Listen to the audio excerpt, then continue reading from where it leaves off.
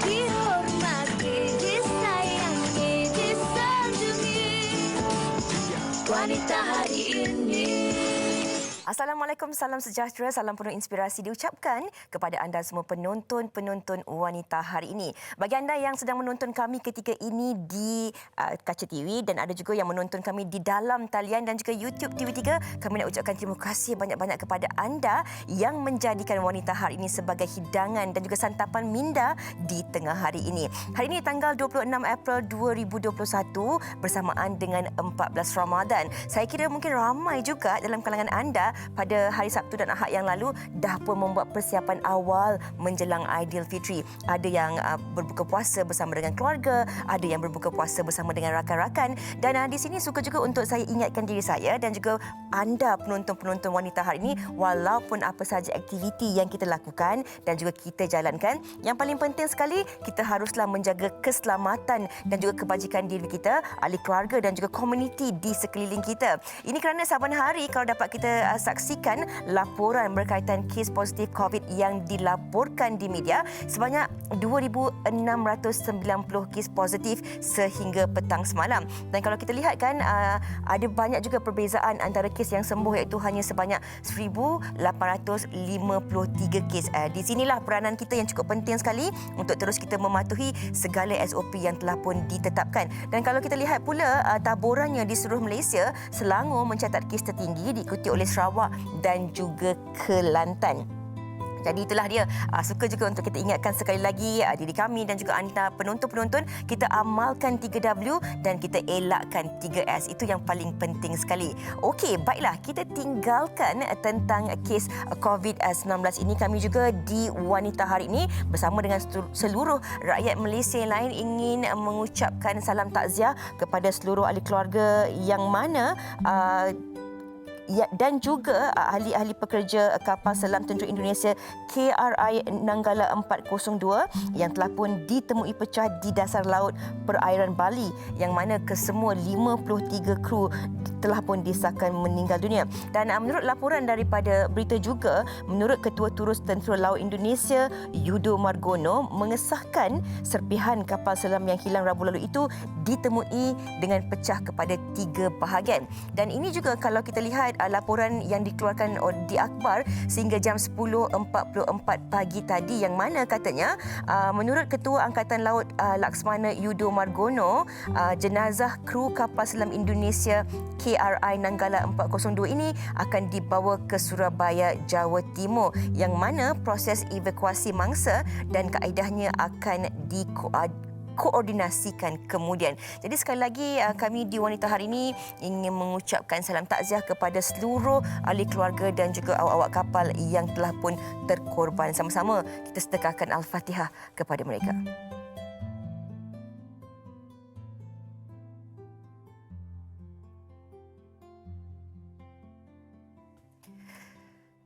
Baiklah, amin ya rabbal alamin. Kita sekali lagi mendoakan agar mereka ditempatkan dalam kalangan mereka yang beriman.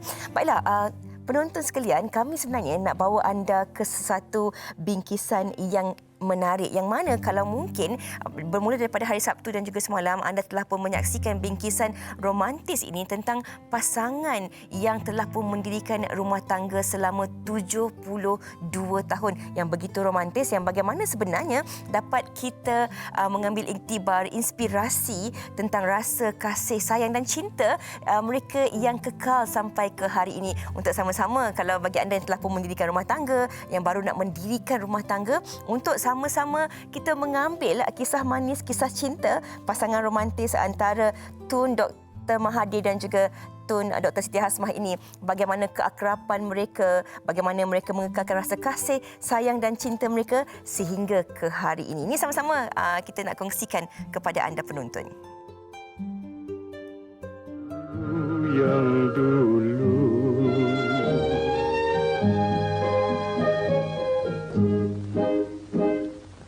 di waktu malam bulan purnama, angin laut meniup-niup tenang begitu romantis kalau kita lihat kan, seperti yang Fiza katakan tadi, semoga pasangan-pasangan di luar sana mengambil inspirasi daripada mereka berdua kepada Tun Dr. Mahathir dan juga Tun Dr. Siti Hasmah untuk saling berkasih sayang hingga ke akhir hayat, insya-Allah. Anda bersama saya Hawa Rizwana Rizwan, pastinya di WHI pelbagai perkongsian yang ingin kami bawakan kepada anda. Tetapi sebelum itu, ayuh kita ke segmen tajaan dahulu bersama Klub Nalalih. Bersama saya sekarang ini si cantik manis Rosita Cik Wan ataupun Cik Ta. Baik Cik Ta, kalau kita lihat ada macam-macam produk di sini, boleh Cik Ta kongsikan? Okey, di depan saya ini adalah minuman tambahan untuk membantu meningkatkan mutu dan taraf kesihatan seseorang. So saya bawakan minuman yang terlaris di pasaran, iaitu Kopi Club dan juga jus lalih di mana kandungannya yang premium serta boleh membantu menurunkan berat badan, membantu meningkatkan metabolisme, membantu melancarkan peredaran darah, membantu mengawal kolesterol, membantu mengawal selera makan, juga membantu memberikan tenaga. So macam saya sendiri memang amalkan kedua-dua minuman ini. Baik, Cik Ta. Pastinya penonton pun nak tahu macam mana cara penggunaannya, cara untuk mengamalkannya. Mengamalkan, okey. Kalau Kopi Club Now ni, kita amalkan waktu pagi, sekurang-kurangnya 30 minit sebelum breakfast ataupun sahur. So, bancuh je dengan air panas ataupun air biasa. Macam jus lalih ni disarankan minum di waktu malam sebelum tidur untuk tujuan detox. So, senang je. Masukkan jus dalam shaker tu, shake je dan minum. Rasa dia sedap macam air senjawa je.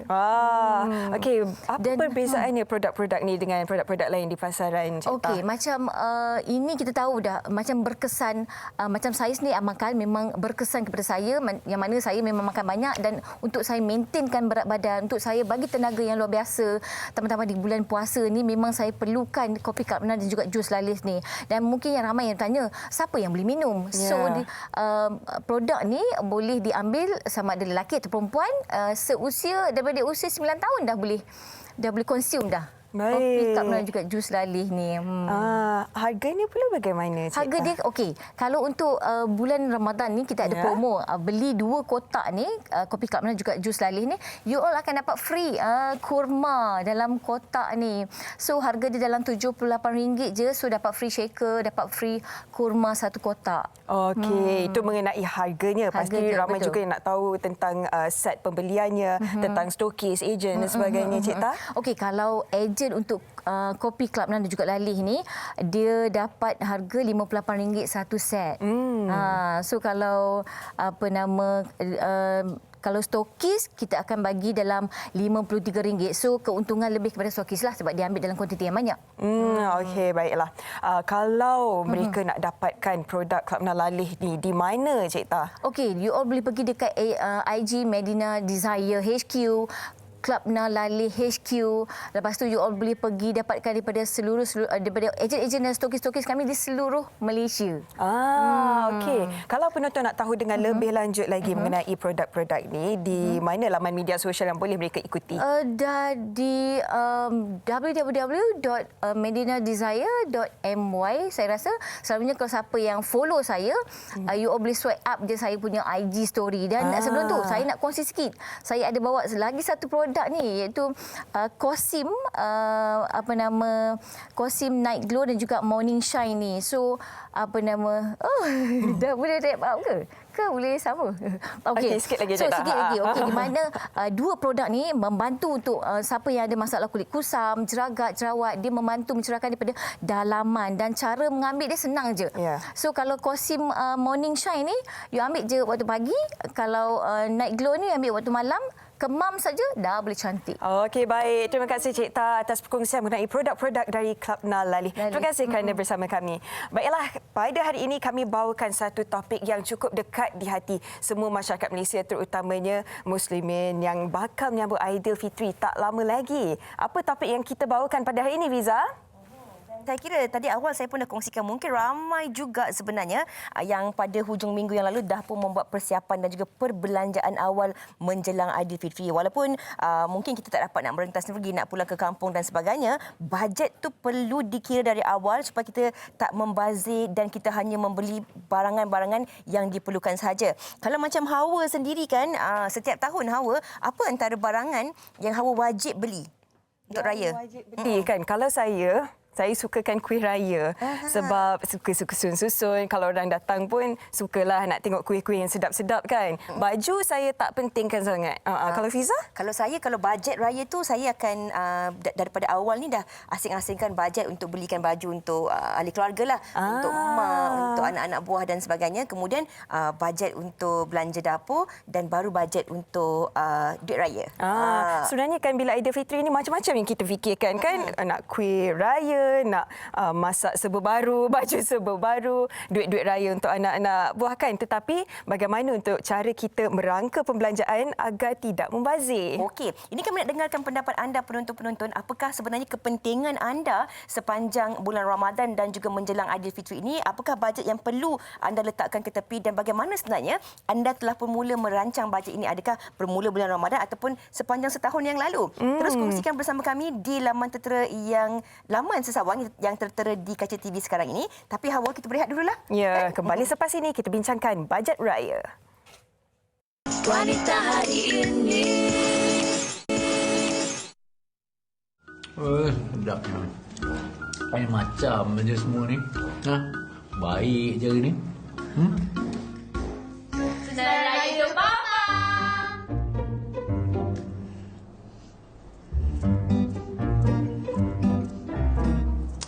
Takkanlah Abang dah lupa. Lagi 2 hari kan nak puasa. Dan macam biasalah, setiap tahun sebelum nak raya, saya dan anak-anak sediakan lis raya untuk Abang belikan.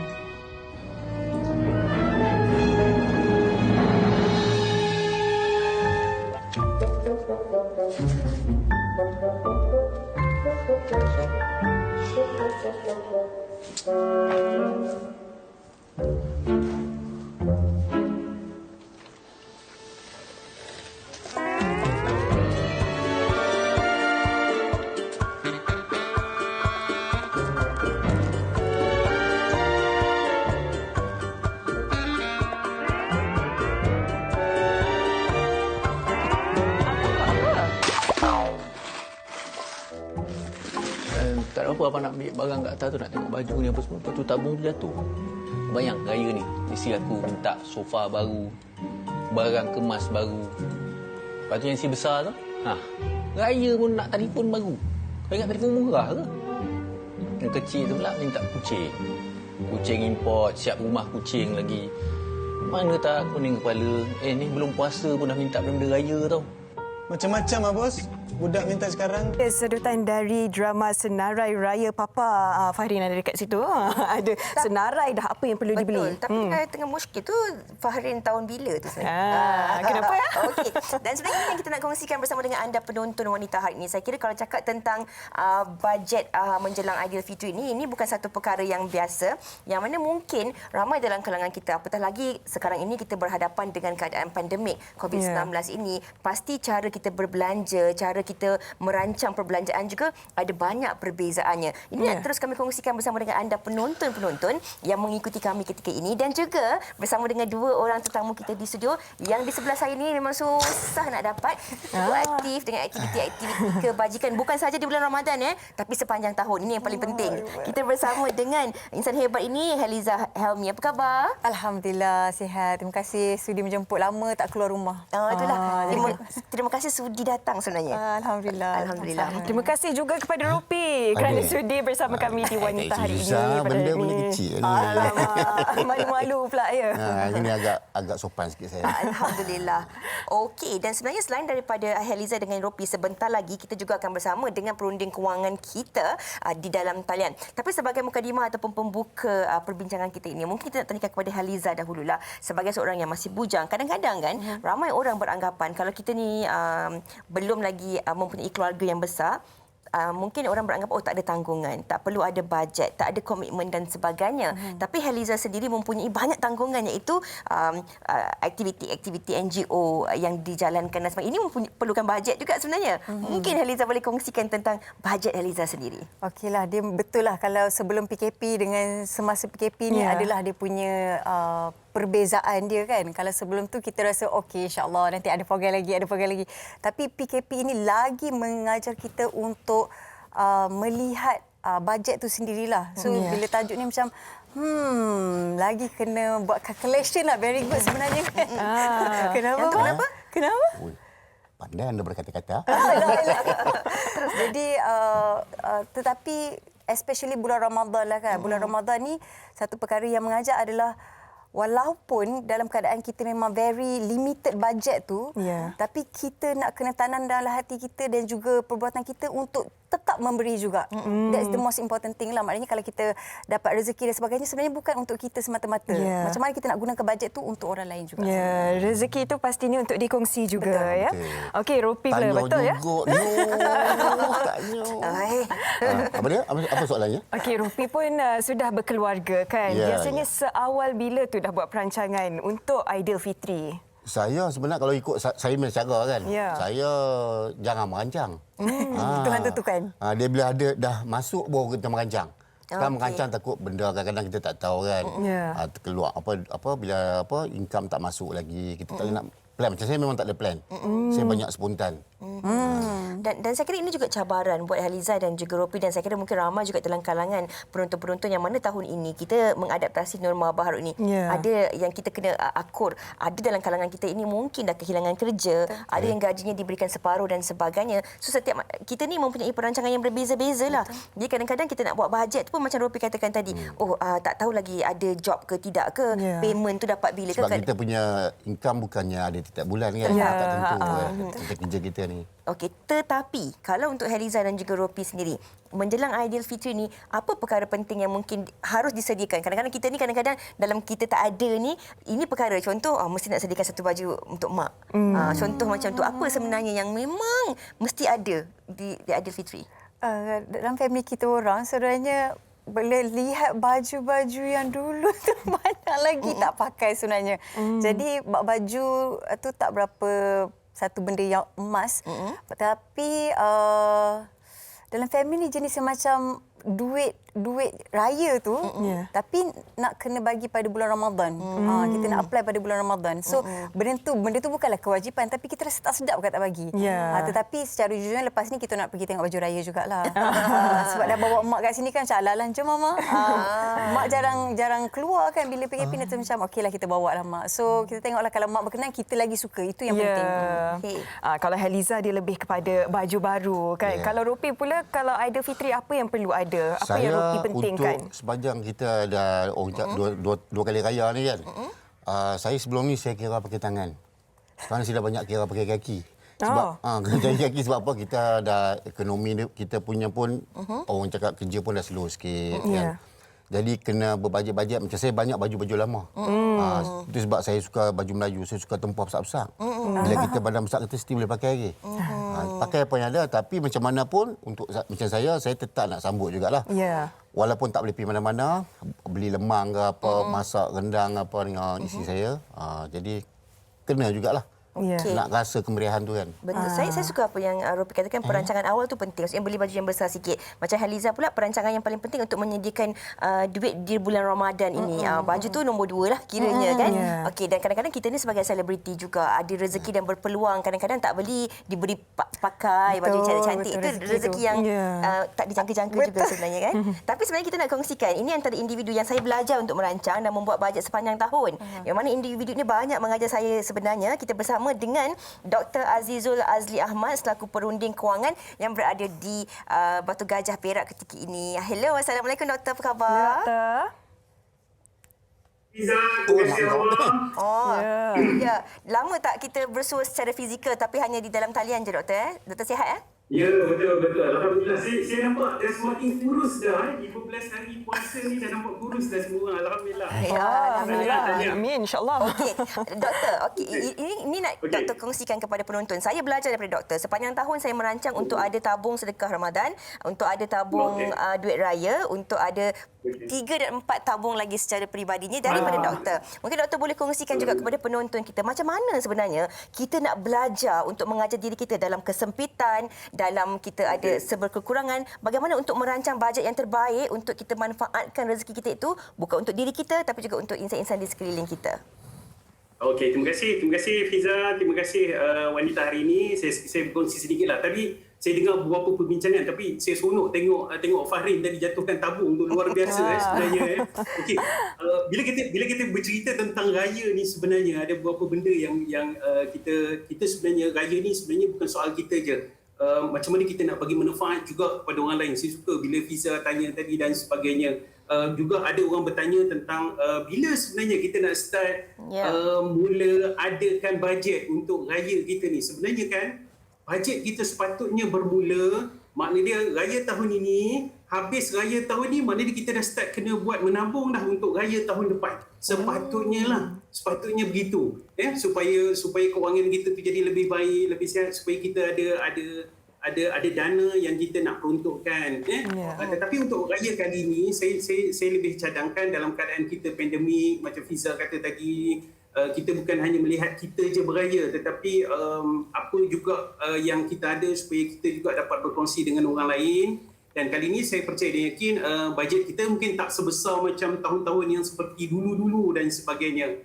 Dan kali ini kita juga tak ada perjalanan pulang kan. Kali ini kita kemungkinan besar tu beraya dengan keluarga dalam rumah kita, jiran sebelah-sebelah begitu saja. Jadi sebenarnya peruntukan kita tu sebenarnya dah jadi kecil sedikit. Sebenarnya ada hikmah dia juga. Sebab tu saya gariskan kurang lebih ada 3 perkara besar saja untuk raya kali ini dalam tempoh pandemik ini. Silakan. Nombor 1, kita fokuskan kepada setengah orang ni, dia kalau tak ada baju raya dia rasa ya Allah tak raya lah jadinya. Maka peruntukan untuk baju raya tu kadang-kadang ada orang dia kena ada juga baju raya. Tetapi sedikit pandangan dan nasihat, saya minta mohon lah, mungkin fashion designer mungkin agak marah lah kata saya macam ni kan. Nombor 1 ialah setengah orang dia setiap kali raya dia akan ada satu suit baju Melayu. Saya kadang-kadang saya perasan ni satu suit baju Melayu ni kadang-kadang bagi lelaki handsome macam kami ni, kita orang ni rasanya dalam almari tu dah ada 12 dah warna baju Melayu tu. Jadi saya lebih cadangkan bagi anak-anak kita, suit baju Melayu ni kita tak akan pakai sepanjang tahun. Hari sembahyang Jumaat pun kita tak pakai dengan sampin semua. Susah hati isteri dekat rumah. Jadi saya lebih galakkan mungkin kita beli baju kurta je, seluar tu kita boleh tukar dengan warna lain. Jadi kita boleh pakai sepanjang tahun. Yang pertama saya rasa baju raya, bagi wanita pula saya rasa pilih yang lepas raya kita boleh pakai pergi ke pejabat. Maknanya kita boleh manfaatkan. Maknanya tak adalah sekali saja pakai untuk raya. Jadi kita boleh manfaatkan pergi pejabat. Jadi kalau yang labuci tu, janganlah beli yang labuci daripada tangan tu sampai ke siku, jenuh nanti nak basuh dan cuci dan sebagainya. Itu tentang baju raya. Yang kedua tentang kuih raya. Saya rasa benda-benda yang ada raya ni lah kita beri perhatian. Kuih raya ni dia ada 2 option, setengah orang. Saya selalu pesan begini. Kalau ahli keluarga kita ramai, banyak buat. Saya cadangkan buat. Tetapi kalau kata sedikit dan sebagainya, saya lebih cadangkan beli. Sebab kadang-kadang kuantiti tepung yang kita beli ni, dia punya lebih itu lagi banyak daripada yang jadi.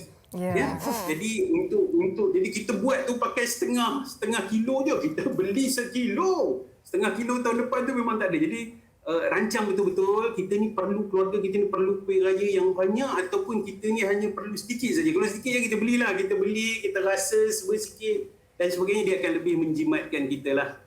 Yang ketiga adalah tentang duit raya. Macam Liza kata tadi, saya suka amalan itu. Tuan-tuan dan puan, manfaatkan. Rasulullah sendiri pada bulan Ramadan, dia bersedekah tu seperti angin lalu. Maknanya Rasulullah tu, dia punya budaya bersedekah tu sangat luar biasa. Dan tuan-tuan dan puan, ambil manfaat. Saya lebih cadangkan manfaatkan Ramadan ini untuk kita bagi duit raya, sumbangan dan sebagainya. Gunakan waktu Ramadan ini sebelum menjelangnya Syawal nanti. Nanti dia akan jadi hadiah saja pada waktu itu.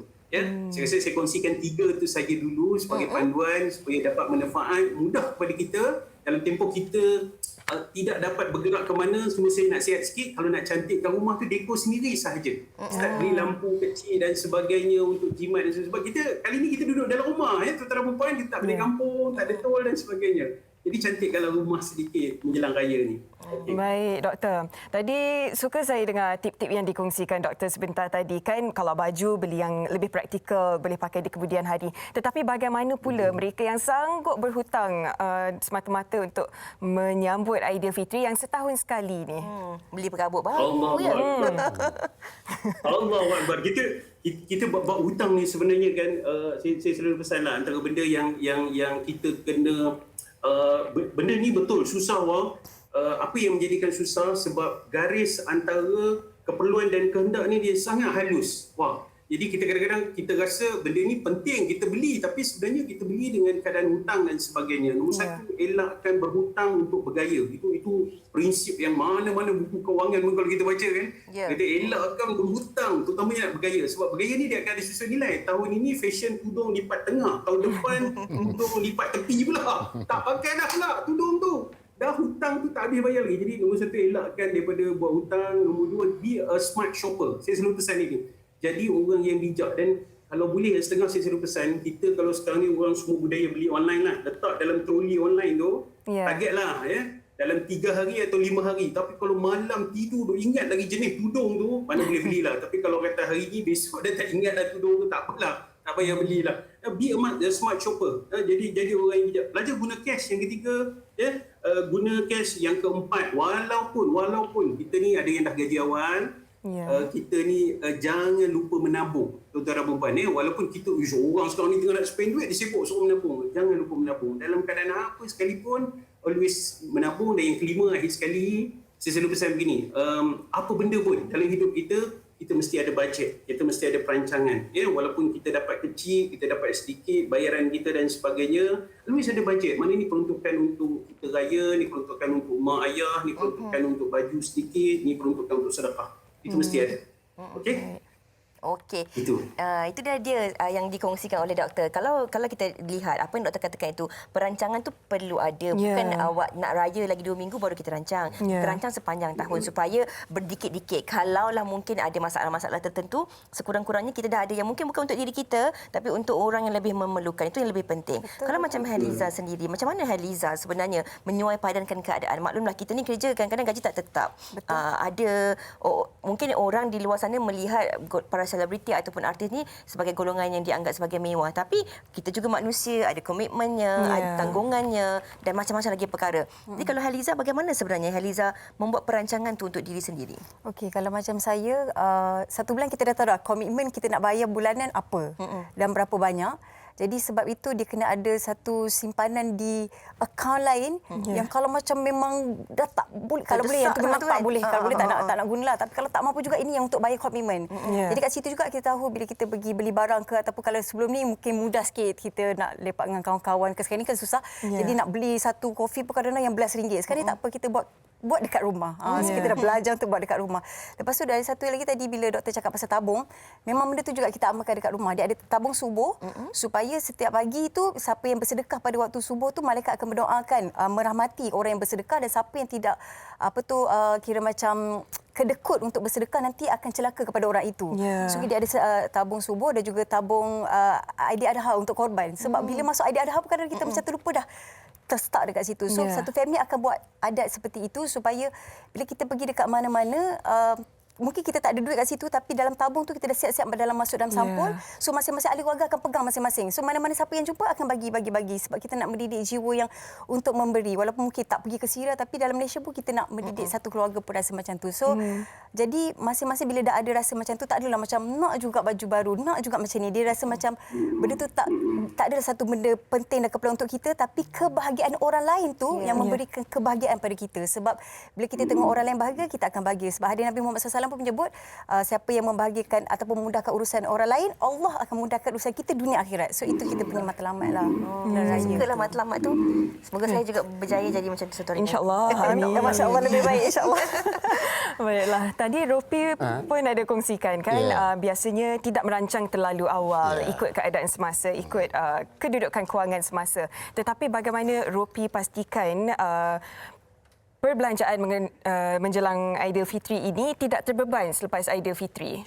Sebab saya daripada dulu sampai sekarang pun, saya tak suka berhutang. Saya jenis kalau ada, kalau tak ada tu saya spare untuk lain lah. Untuk kita punya saving, simpanan kita kan. Sebab kita tak tahu akan datang. Macam kita punya kerja ni tak tahu ada rezeki kita macam mana kan.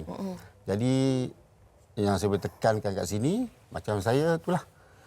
Saya lebih pada berdiam lah. Yang penting didahulukan, yang penting dahulu. Ya. Okey. Itu ropi. Maksudnya yang mana yang penting itu didahulukan. Maksudnya tak nak membazir. Kalau tak perlu tak akan dibeli. Okey doktor. Di sini kita mungkin tak nak lupakan juga sahabat-sahabat, ahli keluarga, insan-insan yang menonton ketika ini yang mungkin dalam kesusahan, mungkin dalam kesukaran. Kita hari ini bertuah dapat pakai baju cantik, makanan yang sedap, masih lagi mampu untuk berbelanja, ada gaji dan sebagainya. 25 hari bulan tengah-tengah ada gaji. Tapi bagi penonton-penonton mungkin ada yang tahun ini berbeza keadaannya, dalam keadaan yang berbeza, tidak bekerja, dipotong gajinya, ataupun mungkin yang perniagaannya tidak maju seperti biasa. Bagaimana kita nak sama-sama mengajak mereka ini untuk bahawa kalau mereka ini juga masih boleh berhari raya tapi dalam keadaan yang sederhana. Bagaimana itu doktor? Okey. Dia sebenarnya very good. Sebenarnya kaya ni dia bukan soal duit semata-mata. Benda tu yang kita kena betulkan ya. Mana dia bukan ini, sebab itulah saya selalu pesan kaya ni bukan soal kalau kata ada duit kita boleh merayakan, kalau tak ada duit kita tak boleh merayakan. Sebenarnya kita sekarang ni waktu bulan puasa ni saja kita sedang berjuang ya. Kita berjuang melawan nafsu kita dan sebagainya. Ni juga nanti pada hari raya kita akan raikan gitu. Saya rasa cabaran kita kali ini bukan orang yang diberhentikan kerja saja ataupun orang yang hilang pekerjaan sahaja. Kita yang masih lagi ada pendapatan ini pun kita turut rasa bersimpati sebenarnya dengan apa cabaran-cabaran yang sahabat-sahabat kita, kalau kita tengok data statistik 800,000 lebih orang yang hilang pekerjaan dan sebagainya. So nombor satu apa yang kita boleh buat? Nombor satu, saya selalu pesan beginilah dalam tulisan saya, dalam talk saya. Nombor satu, sebagai ketua keluarga, kena panggil semua ahli keluarga, duduk, berbincang, sembang daripada hati ke hati. Ayah, kali ni ayah dah tak ada kerja. Kali ni kita mungkin tak boleh raya macam dulu lagi. Tetapi ayah ada sedikit peruntukan untuk anak ayah, kita buat kuih raya. Nombor satu, kita kena jelaskan kepada keluarga status kedudukan kewangan kita. Kita tak boleh jadi seorang yang pendiam, kita kena raikan sebab tekanan keuangan ini, nombor satu, kita kena kongsi bersama. Kita tak boleh tanggung seorang-seorang. Tak boleh sebagai seorang ayah, dia seorang tanggung. Kita kena share dengan isteri kita, kita beritahu. Kali ini gaji kita dah kena potong separuh, jadi kita tak ada peruntukan ini. Supaya isteri, anak-anak kita faham. Nombor satu. Nombor dua ialah, buat satu senarai. Saya selalu pesan begini, tanggungjawab sebagai suami, tanggungjawab sebagai isteri, kita try cuba buat senarai. Perayaan kali ini, apa yang ada, apa yang tidak ada. Because anak-anak susah nak faham sebab dia ada satu expectation. Expectation, raya mesti ada ini, raya mesti ada ini.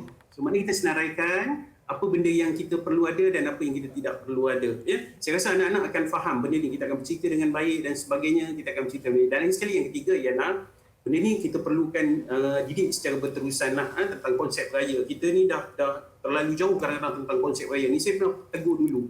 Kita terlalu utamakan duit raya yang nak bagi dekat orang, sedangkan saya rasa kebaikan kita sebenarnya kita sedekah pada bulan Ramadan itu lebih baik, lebih utama daripada kita bagi duit kepada mak ayah kita, itu lebih utama kepada anak-anak kita. Because kadang-kadang kita ni peruntukan duit raya terlalu besar sehingga kan tabung pendidikan anak kita pun kita tak kisah pun. Akhirnya nanti anak nak belajar. So jadi memberi duit pada hari raya itu adalah budaya, mengamalkan sedekah pada bulan Ramadan itu adalah amalan yang lebih baik. So jadi benda-benda macam itu kita nak betulkan baliklah. Saya percaya dan yakin pandemik ni ada hikmah yang sangat luar biasa, yang sangat bagus untuk kita belajar. Sama ada proses kenduri, sama ada proses raya, kalau kita perasan kan. Amalan-amalan yang selama ni kita berlebih-lebihan, makan berlebih-lebih dan sebagainya. Which is inilah masanya yang paling bagus untuk kita istiqamah dengan keluarga kita, untuk kita belajar dan sebagainya. Itu saja. Baiklah. Okey, doktor, di penghujung perbincangan kita ada sedikit lagi kalau boleh doktor sampaikan pesanan ini kepada penonton-penonton kita tentang bajet Aidilfitri ini supaya kita tak salah faham. Macam doktor katakan tadi, kita selalu ingat kalau raya itu kena berlebih-lebihan. Raya itu kena baru sebelum meriah sebenarnya. Tapi apa yang sebenarnya harus kita dahulukan dan boleh kita ketepikan? Okey, nombor satu saya selalu pesan beginilah ya. Kita kena tengok raya ni sebagai kejayaan kita, kemenangan kita. Nombor dua ialah saya selalu pesan untuk persiapan raya dia bukan bermula okey bulan ni dapat gaji, kita dapat bonus sikit, maka kita gunakan itu, kita habiskan untuk raya. Dan benda tu berlaku bukan kata setahun dua ni, dah beratus tahun kot. Saya rasa sejak dinosaur hidup lagi kot. Kita kena start ubah, kita kena start rancang. Habis raya tahun ni, okey, untuk raya tahun depan apa yang kita bajet? Okey, saya dalam nota yang saya bagi, saya kongsikan slide cantik-cantik tu, saya buat untuk orang gaji 3,000 ke bawah, berapa bajet dia. Kalau ayah dah beli baju tahun ni, tahun depan tak payah beli dah, kita selang 2 tahun sekali. Tetapi untuk anak-anak, kita tetap akan beli kurang lebih semua sekali bajet-bajet tu saya pilih dalam 1,600 kurang lebih itu. Maksudnya untuk duit raya ibu bapa, duit raya berapa balang kita nak pergi dan sebagainya. So benda-benda macam tu yang kita kena start tengok. So why not mulai tahun ini, selepas habisnya raya ini, bukan pasal pandemik sahaja. Kita start latih diri kita. Macam Liza mention tadi, very good. Maknanya kita dah start kena ada tabung apa? Tabung untuk raya korban. Tabung untuk raya korban. Kita nak buat korban, kita nak ambil satu bahagian ke, kita satu keluarga nak ambil satu ekor ke. Untuk raya tahun depan. So kita bajet. Kalau kata 1,500 untuk belanja kos raya kita, sekali raya tu 1,500, kita bahagikan dengan 12 bulan. Sebulan berapa ratus kita nak start simpan. Nak start simpan sikit-sikit untuk itu. Untuk kita sama-sama meraihkan raya dalam keadaan macam Hawa cerita tadi, kalau boleh elakkan berhutang, jangan berhutang dan sebagainya. Jadi benda-benda macam itulah yang kita kena start jaga mulai sekarang. Semoga raya kali ini memberi makna yang luar biasa lah buat kita semua. InsyaAllah. Baiklah Haliza, di penghujung perbincangan kita mungkin sedikit kata-kata semangat kepada penonton-penonton daripada Haliza.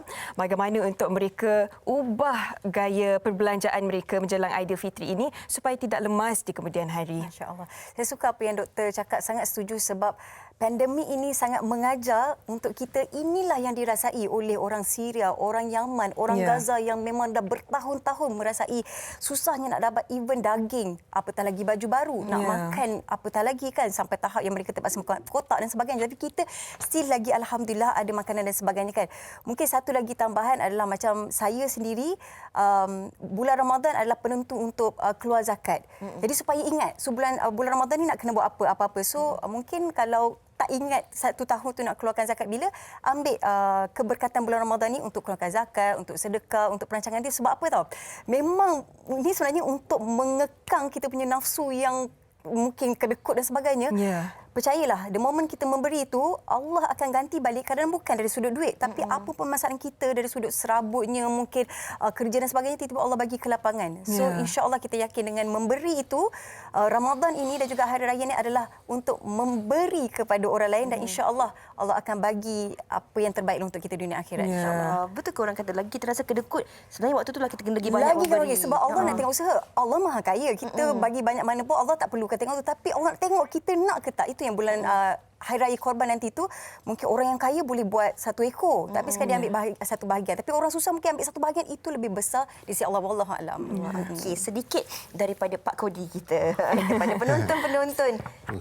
Saya amat terpegun dengan Haliza cakap tadi kan, dengan begitu orang cakap cantik, sunat. Masya-Allah. Jadi saya jadi macam terpesona. Matilah nak. Apa nama ni, okey, saya pesanan untuk yang kat luar sana tu, kalau boleh tu banyakkan beringatlah. Jangan fikir orang cakap nak sambut raya ni dengan orang cakap meriah, dah tukar lansir ke apa ke. Benar, saya rasa benda tu tak perlulah. Lagipun sekarang ni bukannya orang boleh datang rumah kita pun, ada pun yang dekat-dekat. YouTube pun jarang datang. Kan, bila datang sekali-sekali orang bukan tahulah kita lansir baru ke ni kan. Orang tengok kat luar. Kan, dalam orang tak nak masuk kan. Jadi saya rasa berjimatlah. InsyaAllah.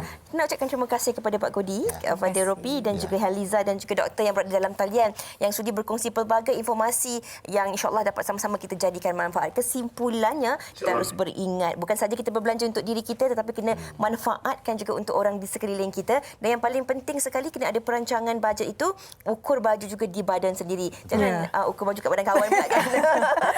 Paling penting bersyukur juga ya Liza. Ya, betul tu. Baiklah, kita nak berehat seketika. Semoga perbincangan kita hari ini dapat memberi manfaat yang berguna buat anda penonton-penonton dan juga kami di studio pada hari ini. Selepas ini, Hawa akan bersama dengan Ara Johari. Tapi sebelum itu kita nak berehat dulu seketika. Kembali selepas ini. Wanita hari ini.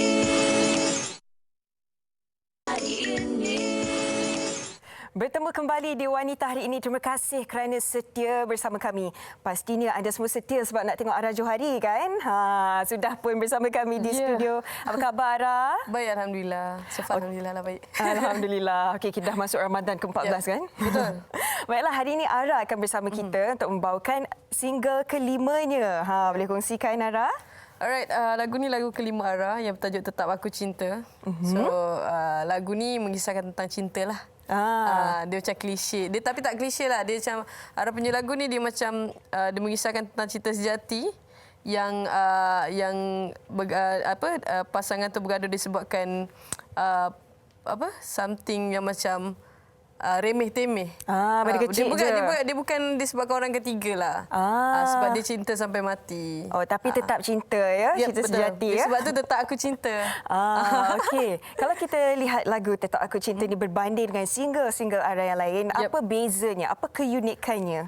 Sangat-sangat berbeza. Banyak sangat beza sebab yang single Ara sebelum ni dia more tu macam 90s punya bunyi. So kali ni Ara buat dia punya ballad rock tapi ballad rock yang moden. Dia bunyi moden. And then nak cakap susah pun, lagu ni adalah lagu yang paling susah di antara lagu-lagu yang sebelum ni sebab banyak sangat pakai technical vocal yang sangat-sangat detail. So macam itulah. Dia jadi susah sebab itulah. Itulah saya pun dah dengar pun lagu kan. Memang note-nya tinggi, nada dia begitu tinggi. Bagaimana Ara pastikan boleh sentiasa capai nada-nada tinggi itu setiap kali membuat persembahan? Bagi Ara, apa yang Ara boleh buat, Ara just kena warm up lah. Obviously, memang sebelum nyanyi kena warm up and jangan banyak sangat gelak, jangan banyak sangat aktif sangat. So bila aktif sangat dia dah penat, dia jadi dah hilang suara nanti. Okey, dah ada 5 single kan? Ada perancangan ke nak berduet dengan sesiapa Ara? Ada dalam perancangan tapi kita tak record tak apa lagi, kita tak discuss lagi detail lagi. Cuma apa yang Ara bercakap, insya-Allah lah kalau diberi peluang Ara akan keluarkan lagu duet lah. Okey. Sebelum Ara keluarkan lagu duet, kita dengarkan dulu lagu Tetap Aku Cinta. Okey, silakan Ara, kami tinggalkan anda bersama Ara Johari.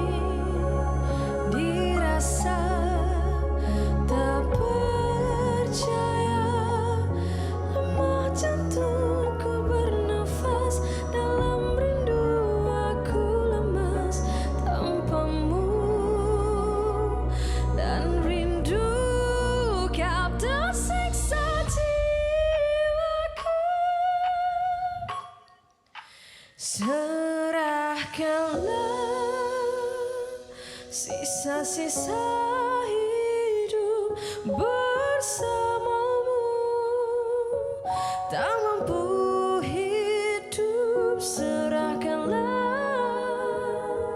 kisah-kisah cinta kau dan aku. Biarpun malam tak lagi berlaku, tetap aku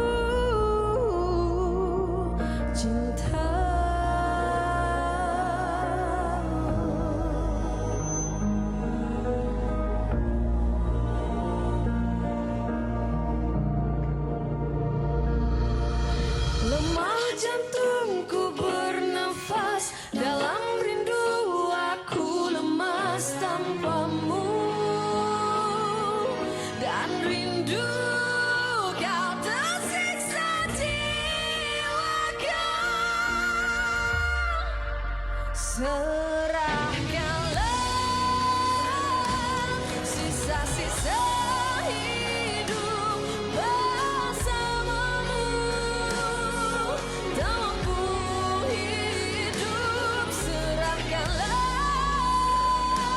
sisa-sisa hidup bersamamu, tak mampu hidup, serahkanlah kisah-kisah cinta kau dan aku. Biarpun malam tak lagi berlaku, tetap aku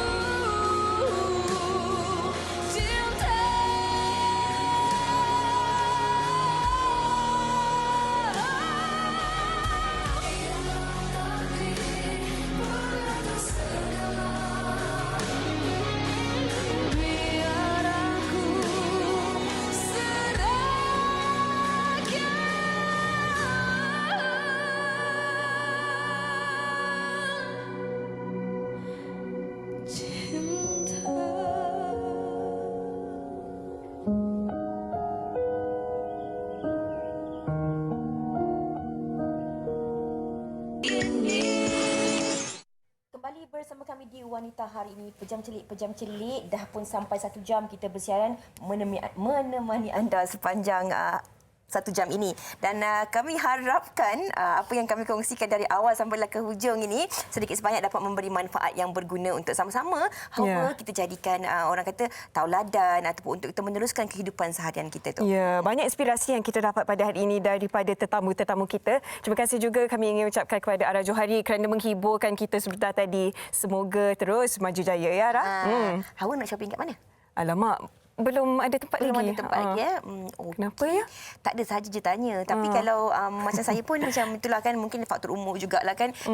Dah lebih matang ni, tak adalah sangat nak beli baju baru ke tu, tak ada keinginan tu, tak ada sangat. Lebih kepada nak bajet tu untuk kita siapkan keperluan ahli keluarga kita dan sebagainya. Tapi tak apa, anda boleh kira bajet anda. Mungkin ada yang dah menabung dari awal. Hari raya, hari kemenangan, kita boleh raikan tetapi dengan keadaan bersederhana ataupun mengikut kemampuan kita, insya-Allah. Seperti apa yang telah pun dikongsikan oleh doktor dan juga tetamu kita tadi. Esok nak tanya dekat Hawa kalau bulan puasa ni kan ada setengah orang ni, kalau bulan puasa ni dia mesti nak kena ada air katira lah, nak kena ada air bandung lah, air soya lah. Tapi kalau Hawa suka air apa? Saya kalau air kosong dah cukup je. Tapi sebenarnya kalau saya sukakan air seperti air buah-buahan. Sedaplah kalau minum panas. Suka suka. Okey, jangan risau kepada anda yang suka juga. Esok kami di Wanita hari ini nak kongsikan antara beberapa menu air dan juga manisan yang popular dan juga mungkin boleh anda jadikan inspirasi sebagai menu untuk berbuka puasa bersama dengan Fahrin dan juga Uyaina esok. Pada waktu yang sama 12.30 hari. Okey, jumpa esok. Assalamualaikum. Cekal hati dia tabah berani pendidik puteri dalam hal jati diri dia permaisuri kepada si suami kepada anaknya dia ratu di hati tunggak keluarga kalau bukan dia siapa lagi. Wanita hari ini bijak mengatur mengurus mata-matanya, usahawati ibu istri permaisuri. Wanita hari ini di zaman modern masih kekalkan adatnya, dihormati, disayangi, disanjungi. Dia usahawati aliran masa kini dia penyambung warisan Sri Kandi dia lemah lembut baik budi pekerti tapi cekal hati dia tambah berani pendidik puteri dalam hal jati diri dia permaisuri kepada si suami kepada anaknya dia ratu di hati tunggak keluarga kalau bukan dia siapa lagi. Wanita hari ini bijak mengatur mengurus mata-matanya, usahawati ibu istri permaisuri. Wanita hari ini di zaman modern masih kekalkan adatnya,